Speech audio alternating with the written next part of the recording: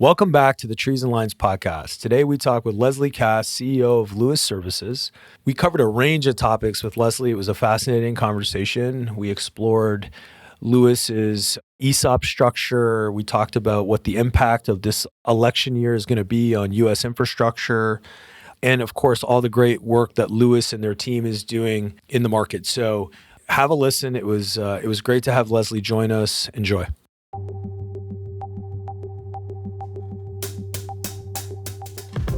Welcome to another episode of Trees and Lines. We're thrilled to welcome Leslie Kass, CEO of Lewis Tree Service today. Leslie is a very seasoned executive in the energy engineering spaces. She's formerly the CEO of Babcock & Wilcox and has been a leader of many other firms in the space. Leslie, welcome. Thank you, Tash, and thank you, Phil. I'm glad to be here with you today. So Leslie, I think you've been at Lewis now for a couple of years. You're 2 years into this opportunity. How's it going?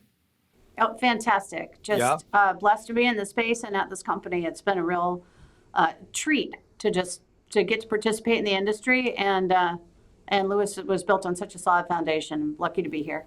Yeah, I looked. Lewis, I guess, has been around for about 85 years. Mm-hmm. Babcock, was around for 150 years. Like, you've got a good reputation of stepping into these like real established organizations. Does that tend to be, when you first step in, a little daunting because there's so much history to work with, or does it give you some comfort that there's an established foundation that then you can kind of come in and focus on what you need to focus on to help continue to lead the company? I think in all those cases, it's been such an established brand in the industry. Like B&W is just iconic, and Lewis in the space has such a great brand. So to be able to take that and usually, little modernizations, some things where we need to catch up and keep up. But those are great opportunities. Those are things that are within your control that you can go and help the organization to kind of tune up and continue to grow versus having to do that first. Hey, we're here, we matter, we're relevant. Right. All that's behind you, and it's really just to capitalize on the good reputation that you built. So it's probably a little easier than, from my point of view, that's easier than starting from scratch, but maybe it's all that I know. Is this the first company that you've led that's an ESOP? Yes, it is. Tell us a little bit about that. Because I think, first of all, I think that's a very interesting structure. But for people that are listening to this, like, maybe take us a little bit through that structure, some of the nuances, and what it's like leading a structure like that. It's so much fun. That's one of the things that really attracted me here. Once I kind of figured it out, because nobody, very few people that, you don't have friends that work in an ESOP. And that's one of our challenges with our employees, is getting them to understand the value of the ESOP. Because for every, once you've been here for about 500 hours, every hour after that, you are building your retirement fund. Our union partners have their pension, but then for every other employee here, they're building their retirement fund with their little piece of the company. So you will continue to build and then, create that security that's game changing for families, to have that security in addition to 401k match.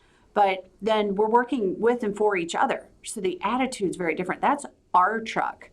These are our customers. This is our company and our dollar, our ESOP dollar. So you find folks are very creative in ways to cut costs because it's their money, not because it's the company and we go yell at them and say, hey, you need to be frugal. It's because they're saying, hey, this is our ESOP dollar, and I want to tell you about the deal I got, with great excitement, because it's every dollar we save goes into everyone's retirement. And then as a leader, it's phenomenal because I can focus on two things: my customers and my employees. And I don't have to serve someone else's need for a return, someone else's need for the market.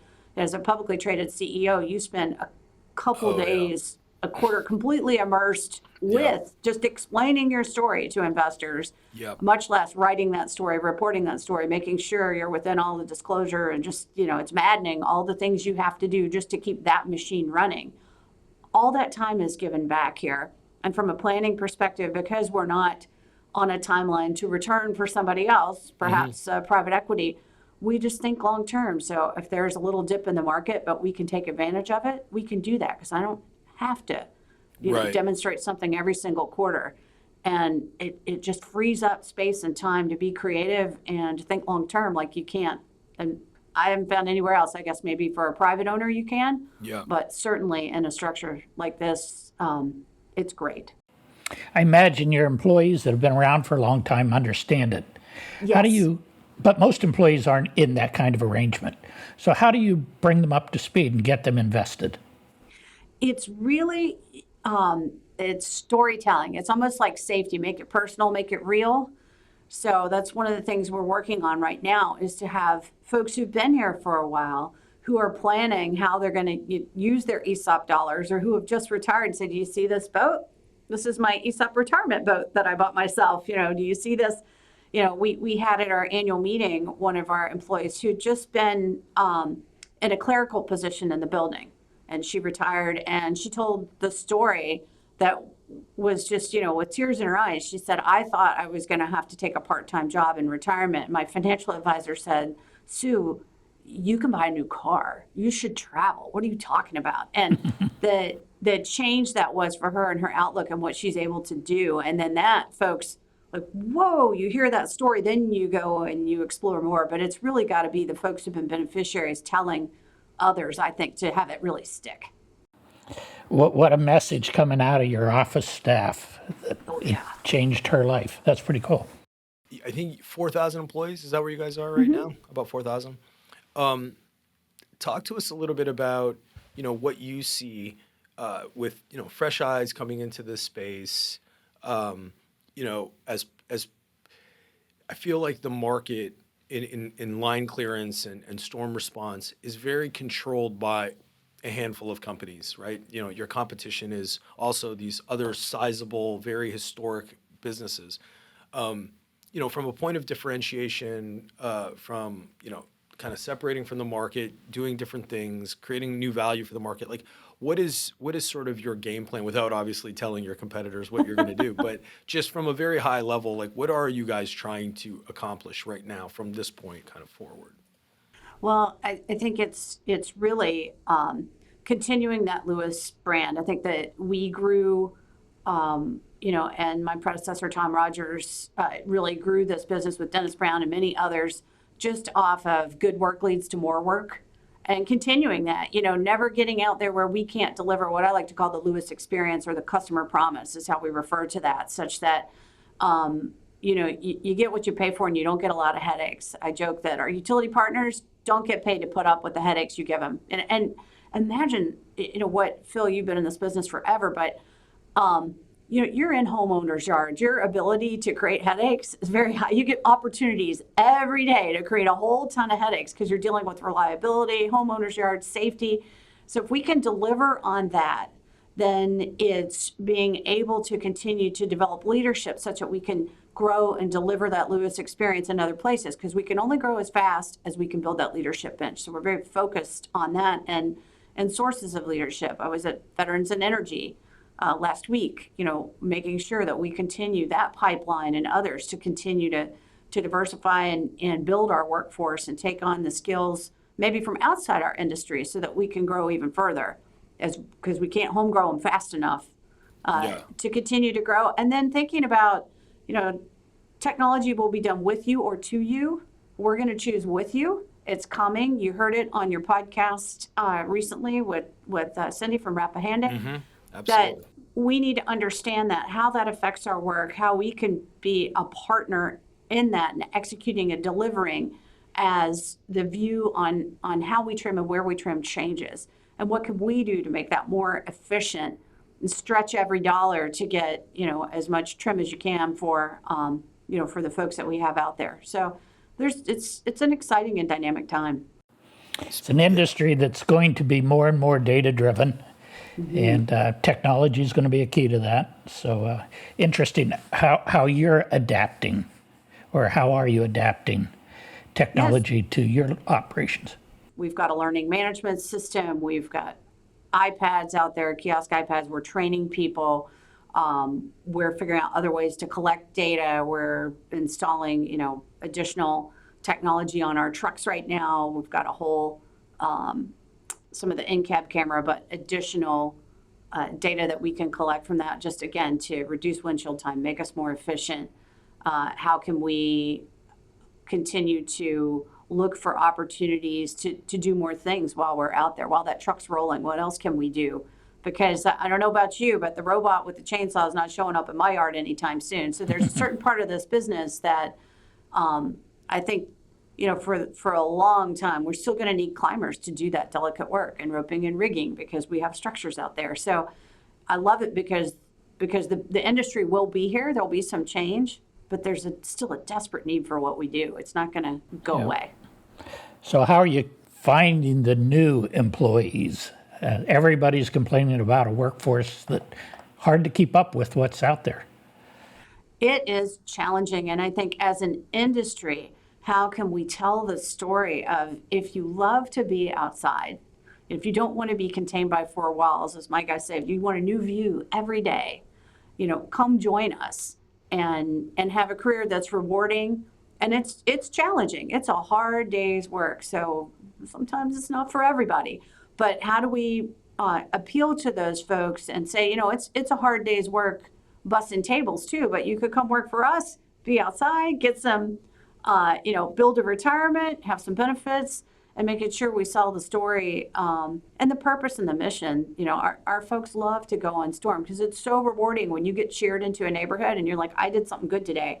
And we don't get credit for it like we should, but we do something good every day, keeping the reliability of the electricity for our customers. So I think it's really working together with Center for Energy Workforce Development, VIE, Veterans in Energy, other organizations that can help us tap into new, and obviously UAA and others to help us together tap into new pools of labor. But I was talking to one of our division managers yesterday, and I'm like, where did I catch you on vacation? It sounds like a party. He's like, no, I'm at a high school job fair. I'm like, oh, okay. But that's great. And then we need to be out there and touching those people and giving them the option, because until I came here, I had no idea that this work was even being done. And so the first part's education. That most in our industry got in it without knowing that there was an industry there. Yeah. So that's a... Leslie, like, grid resiliency is obviously like a topic, right?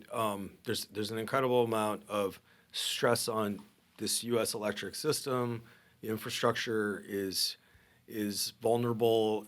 Some would call it decaying, and the reinvestment in that is expensive. It's happening. It's necessary, even as you start thinking about electric vehicles and microgrids and how all that's going to kind of create different types of stresses on the system. When people think of Lewis, line clearance comes to mind, right? Like that's kind of your core business.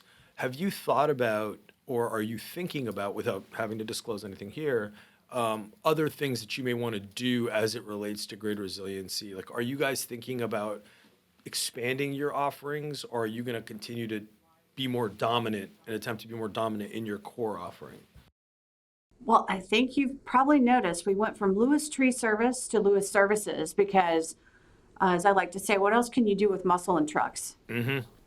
We've conquered some of the most difficult parts of distributed workforce with great labor that we can train to do lots of things, and having that fleet out there. So we're definitely looking at what else can we do, and we do see that the number and types of work. I think it drives my team crazy, but there are some poles right outside my window here where I've watched them do a tremendous amount of upgrades to serve a new huge apartment complex for Rochester Institute of Technology that's right down the road, and seeing how many different vendors are there and the types of work they're doing, and some safety practices are better than others. You're like, whew, we could do that. We could do that better. And so thinking about what else can we do to support the industry and to diversify our offerings and be more valuable to our customers. So it's definitely something that we think about. You're in 27 states, something of that nature. Is that distributed fairly evenly across the U.S., or do you guys have more of some regional concentrations where you're bigger? Like, yeah, where are you and where are you not? I think we're We go as far west as Texas and then kind of up the Mississippi and back east. Okay. We, of course, have a concentration in the Northeast, which is our historical base in New Yep. York. But then it's interesting. We go down and then we'll spring up in pockets Yeah. of places where we've worked historically in some of Okay. the bigger cities. And we've got some new contracts we're really excited about that expand to new areas. So we're a little bit of everywhere and concentrated in a handful of places. So it's a great platform to build from because there's Yeah. so much connectivity and there's some of that white space where we can continue to fill in. Yeah. And then you can work with customer budgets when one's down and one's up, and Yep. you know how it is with the PUC. Things tend yeah. to change, and we can support all those munis and co-ops, you know, Yeah. along the way who need the service. So it's nice to have a geographic footprint where you can swing in and out of different customers, and that's part of the secret sauce of delivering that Lewis experience. Yeah, Can't just hire random people in a Yeah, random you place can't. and expect to have it happen. Absolutely. I ask because in your previous leadership roles, I know you spent some time in Canada, and we've been having some chats with people internationally. Of course, vegetation management, utility services is not just limited to North America, and what we saw in Hawaii and what we've seen even in Europe this past summer. Is there any plans for you, or is anything piqued your interest to look at global expansion as well? I think right now there's so much opportunity in the U.S. We will be open to that. Yep. And certainly not too far afoot. I've worked in a full global business, and I'll be honest, not having to wake up in the middle of the night for a call with your customer, in the Philippines is really nice. Yeah, exactly. Really, really nice.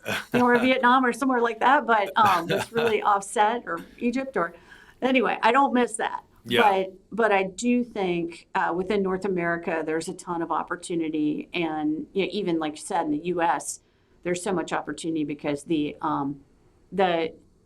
not going to really get a new right of way. So what are you going to do to take this one and optimize it? And that's going to take years to continue to build all that out. You talked about diversity of services. Obviously, to staff that, you have to be looking at diversity of your workforce. How are you going about reaching and bringing in, I'm sure Hispanic workers are a growing part of your workforce, and other groups. So what's the strategy? Well, first, it's if you can see it, you can be it. So we have a diverse board that demonstrates that, folks from different walks of life and backgrounds can be anything at our company.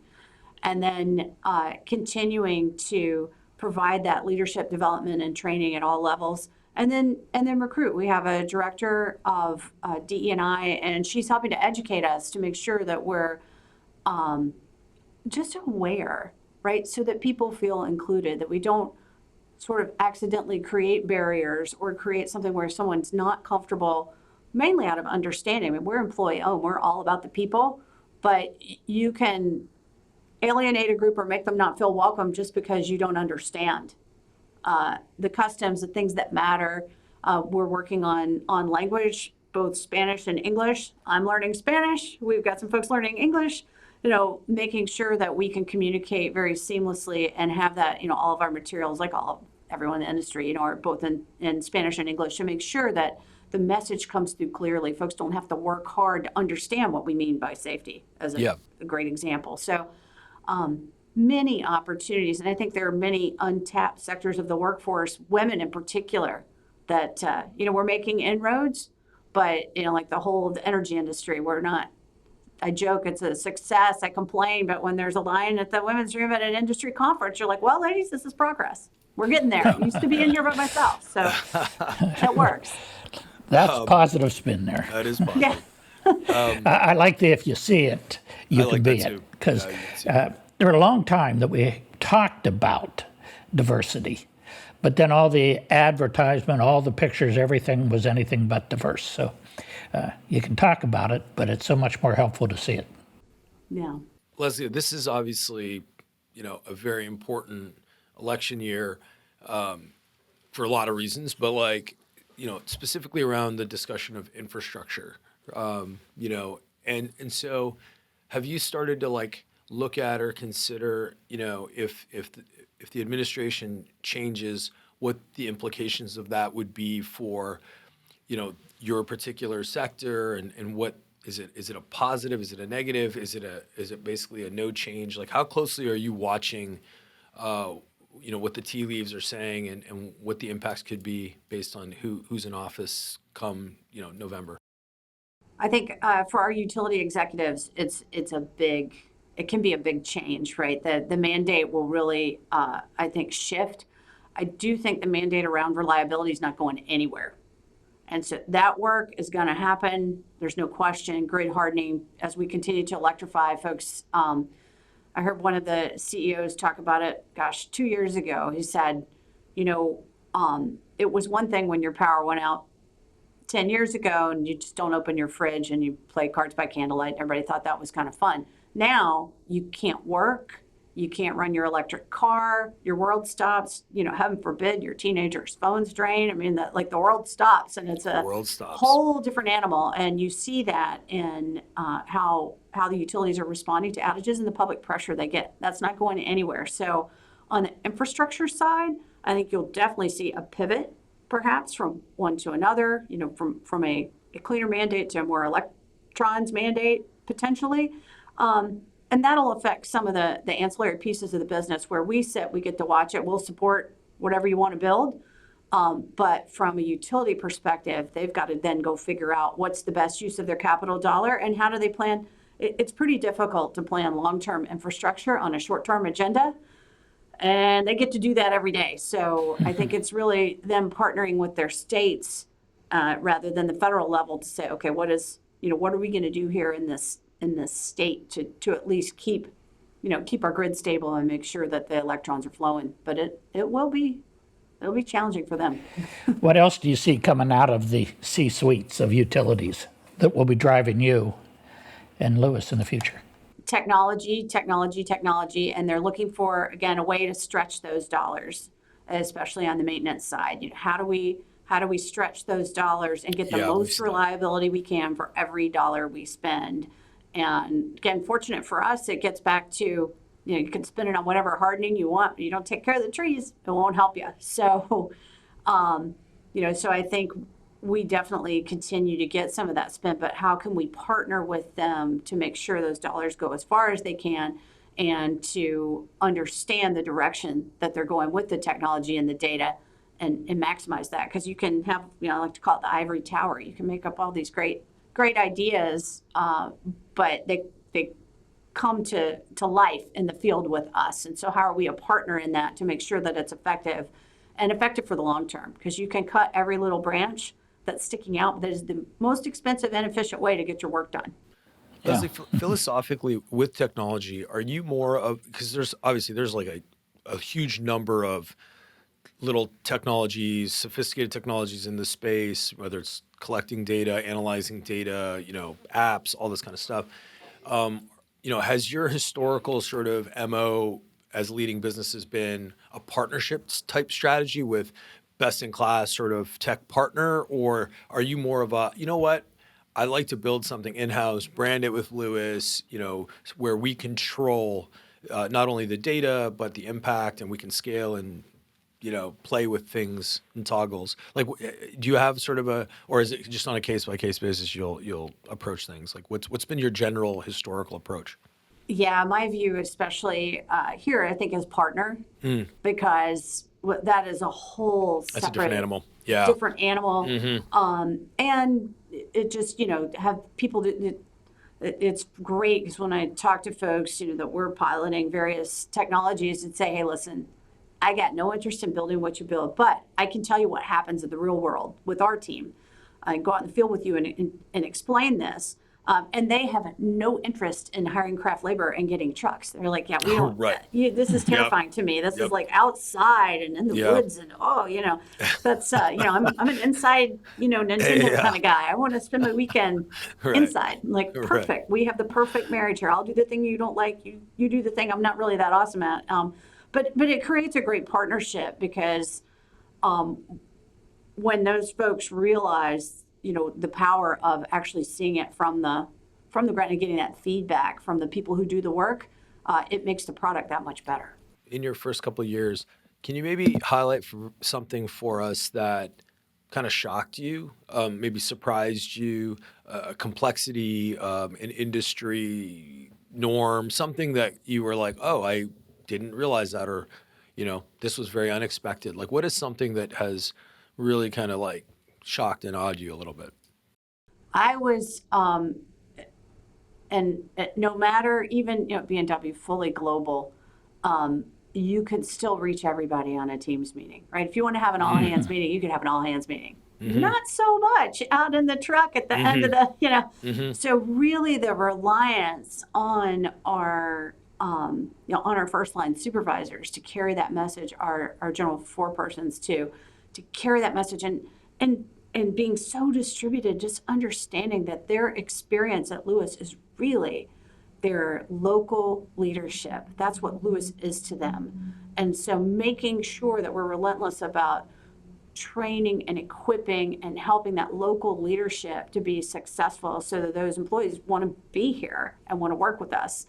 And having to just have it so distributed was like shock and awe. And I tell everybody that interviews here, I'm like, look, you got to understand, how you're not going to be able to, just send out an email and everybody's going to read it. That's not how we roll. But in the same way, it's really powerful, and being able to go out and spend time with our crews and so I said, I'm here in your office today and I want to hear about what you do and how you do it and how you're going to keep each other safe. That's a great tool too, to show them that we care and it matters. It makes us all in leadership here better, because we get what like the ivory tower people again, right? You got to understand what they're really going through and what it's like. So Yeah. no one here in the office complains about the HVAC. Yeah. Yeah. You think It's you're nice. cold? Yeah. It's nice to hear you recognize the local supervisor. Yeah. They are key to so many things that we try to get done. It's the toughest job in any company really, but with our distributed workforce, and they really have to wear a lot of hats. Yeah. Yeah. And I admire them. Leslie, Phil definitely has educated me a lot on the importance and the different faces and the people that are driving really the impact in this space. And something that stood out to me, again, also being fairly new, a few years into the space, is how joyous this community of professionals is. Like the pride that everyone at every level takes in their work. First of all, their enjoyment of the outdoors, their understanding of the environmental impacts, their interest in that space, and then obviously their contribution in overall reliability it's a fun sector to be in. I've really enjoyed it. Like it's been a really, really fun place to kind of cut your teeth and that sort of thing. I really enjoyed it. It's a great industry. We just have to get the word out. I'm with you, Phil, and Taja, the reception coming in as an outsider, you're worried. People are like, yeah, I right. replaced Tom Rogers had been with the company for over 47 years. Right, I right. mean, so like, Right. oh, those are big shoes Yeah. to fill. But the You've been pretty welcomed, warmth right?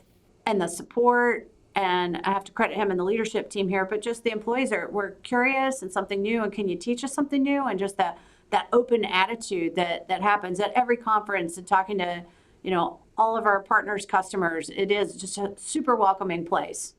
Before we kind of part today, I really did want to get your kind of perspective on something that we're seeing in the market. Obviously private equity, capital, people that are deploying money from all different places see this as a very lucrative space to be in. I know Asplund, of course, has taken outside money. Osmos, I think now is private equity backed. And that creates somewhat of an arms race, right? Now you've got these very well capitalized companies that you're competing with. You're continuing to retain a very disciplined, controlled thing, right? But that can lead to some challenges in terms of keeping up with this, what I would call an arms race, right? For lack of a better word.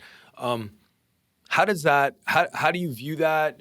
Does it distract you, or are you staying on course with what you guys are doing and not getting caught up in trying to scale too quickly, or whatever the case may be? I think, you hit the nail on the head. We don't have that kind of pressure for a return. Now, we do have pressure for a return. These are retirement dollars, and we need to make sure that our employees, that their funding grows and that they can have a really great retirement for all their hard work. But It lets us think a little bit longer term. We don't feel the need to scale up so quick that we don't deliver, right? We make sure that we can still deliver, and we have the resources, and we have that strong foundation that was built. So from a resource perspective, we feel quite secure we can get whatever materials we need. And then it's really building that leadership, building that ownership. And I would say, I've got a magic ingredient they don't have, which is the employee ownership and that sense of belonging and family feel that we have that is pretty tough to replicate in a private equity scenario. But I will say, private equity makes you sharper. I have worked with them and had them as competitors in past lives, and I've learned a lot of important, valuable lessons about making sure you get into the details of your business and you run it as efficiently as you can, and in making sure that every investment pays back, right? That you're spending wisely and that you're thinking strategically. So that'll keep us on our toes for sure. But we're happy to take up the challenge. Yeah. Oh, good. The before we kind of head out today, we wanted to also just give you an opportunity, to talk to us about, anything that you've got new coming up, or things that you want, the market, the industry, our listeners to know about Lewis, because our audience, of course, is growing. It's very diverse from a listening perspective.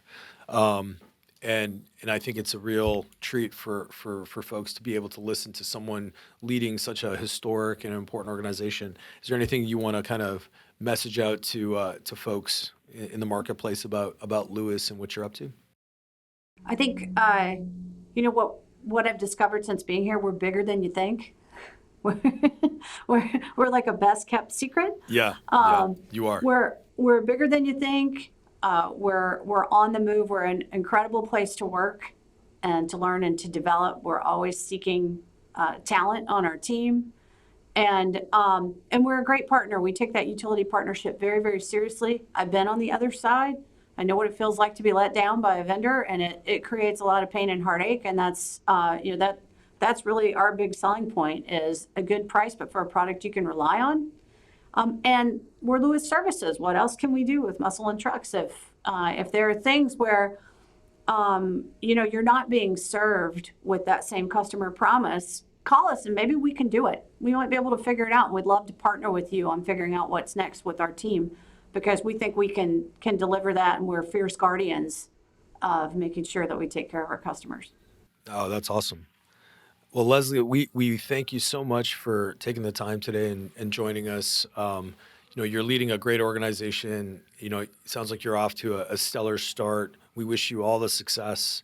We'll obviously be watching. We probably might even see you occasionally in the field and have a beer and catch up. But thanks again for making the time and sharing a little bit about what you guys are doing. It's fantastic. Thank you, Leslie. This was good. This was awesome. Thank you. Enjoyed it. No, thank you, and thanks to the industry for such a warm welcome. Absolutely. And to the Lewis team for being out there every day and for staying safe, because that's what it's all about, right? Absolutely. Getting the job done, but coming home safe. Coming home safe, absolutely. Appreciate the opportunity to talk to you both. Thank you, Leslie. Thank you so much. Thank you. That's it for this episode of the Trees and Lines podcast, brought to you by Iapetus Infrastructure Services. If you like the show, please give us a rating of 5 stars on Apple or Spotify. If you have any questions or comments on any of our episodes or ideas for topics or guests in the future, we'd love to hear from you. Please contact us at treesandlines@iapetusllc.com. We'll chat with you soon.